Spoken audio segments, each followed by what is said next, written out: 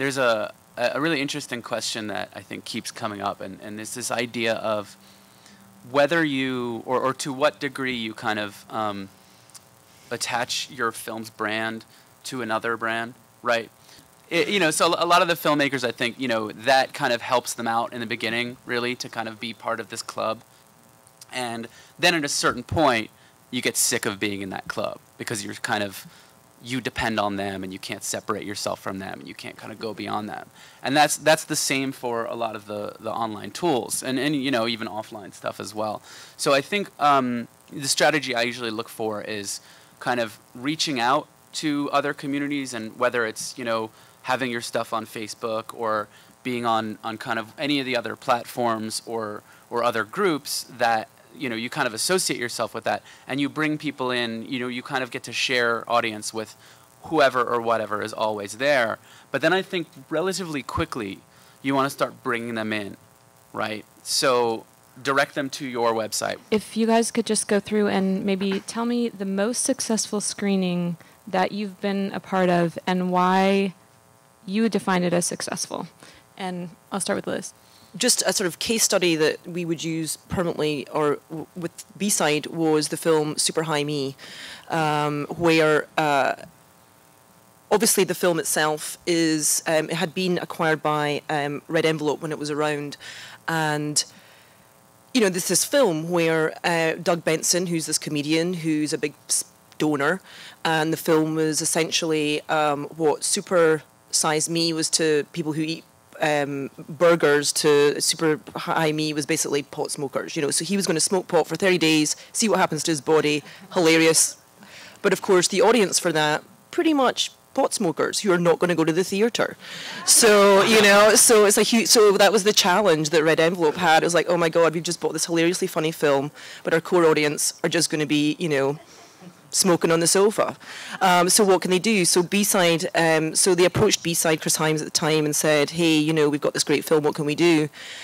So using a really robust, awesome website, basically targeting, a lot of these sort of comedians, fans of Doug Benson, and creating a really fun screening program called Roll Your Own Screening. And targeting like a day, so really looking at fan base, looking at what could get them excited. So looking at 420, which is Pot Smokers Christmas, and let's do a roll your own screening around the country and bring in numerous groups through student groups, and using Doug Benson has a massive fan base. And he ended up getting really excited about it and went, hey, I'm going to promote this. So there was various tools along the way that we did with him. So obviously you've got somebody who's well known, who's a comedian. He would be doing all these video clips for us, all this kind of stuff, and then we'd send them out virally to get the sort of people, excited. But then suddenly, this word of mouth. So it was really sort of, engaging those people who loved Doug Benson, who thought this was really funny, and then it spread like wildfire. And using the back end of what B-side had, these lists from all the film festivals, people who were into comedies, all that kind of stuff, and really kind of finding that audience online that were invested in the subject, and then all of a sudden they would be telling their friends. So having Twitter, having Facebook, and really engaging the audience in that way. Any kind of screening you do is part of your theatrical release, and you can actually have a theatrical release, and I think you should claim a theatrical release even if you have never had a screening in a conventional theater. The other screening I want to talk about was New Orleans. So New Orleans, it was at a museum, and they would only give us a night. And I was so pissed when I was booking the film. I was just like, I want a week, I'm a filmmaker. We should open on a Friday and go till Thursday. And it's like, that's the way films have to be. This is like 2 years ago, so excuse me. And and they said, no, you're only having a night. That's all we have for you is a night. And it's like, And so, but what happened when I get there for that one night is it's packed, it's oversold, there's a line around the block. Okay, and I was like, oh, wow, this is pretty cool. Because I had been to some theatrical screenings on opening night, and there were 5 people in the audience. I was like, oh, this sucks. So that's the first time I realized is that if you do anything to create an event out of your screening, And one of the easiest ways to create an event is to make it 1 or 2 nights, because then people have to go. And people had to go, and so we had to actually add a second screening. And so it's like no longer this thing of, oh, well, it's opening on a Friday and Saturday. I've got parties I got to go to. I can see it on Sunday. Sunday rolls around. Oh, God, I'm too hungover. You know, it's playing till Thursday. God, I'll see it Tuesday night for sure. Wednesday for sure. Wednesday rolls around. I can see it Thursday. Thursday rolls around. I'll put it on my Netflix queue. I mean, that's what kind of happens to a lot of independent films in a theatrical setting. So that's why I'm really in favor of this new live event theatrical model, where it can be anything, and actually these short one-night events can be much more beneficial to you and much more productive for the film and the film's release, and generate a lot more audience awareness and need to see than a week-long run. When we launched our film called Up the Yangtze in Canada in 2007, we premiered at Sundance and at IDFA, and we thought we knew the audience pretty well.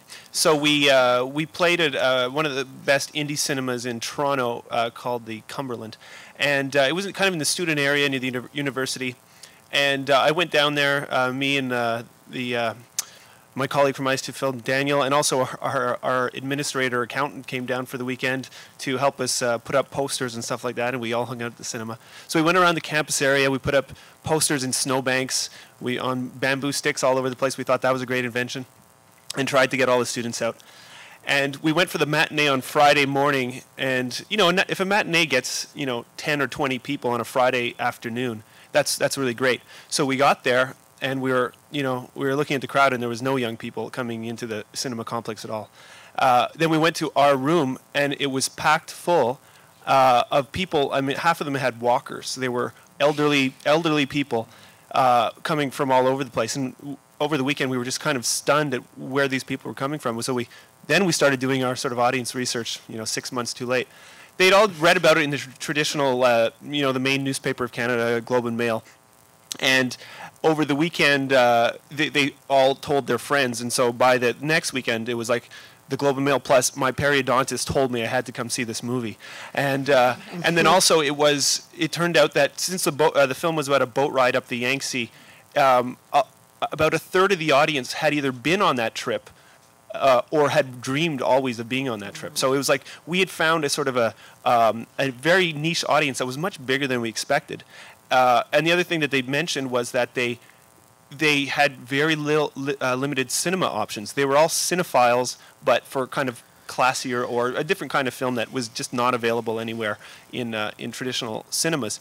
So they sort of traveled quite far often to come see this one film, which was at the best cinema for them as well, it turned out. So it was quite an educational experience that we had completely misread our audience. So I would be an advocate of something more akin to a test screening, something that I've still never done, but we try to do more and more at our festivals, try to find out why they're coming to the film, that the people that are outside our test audience.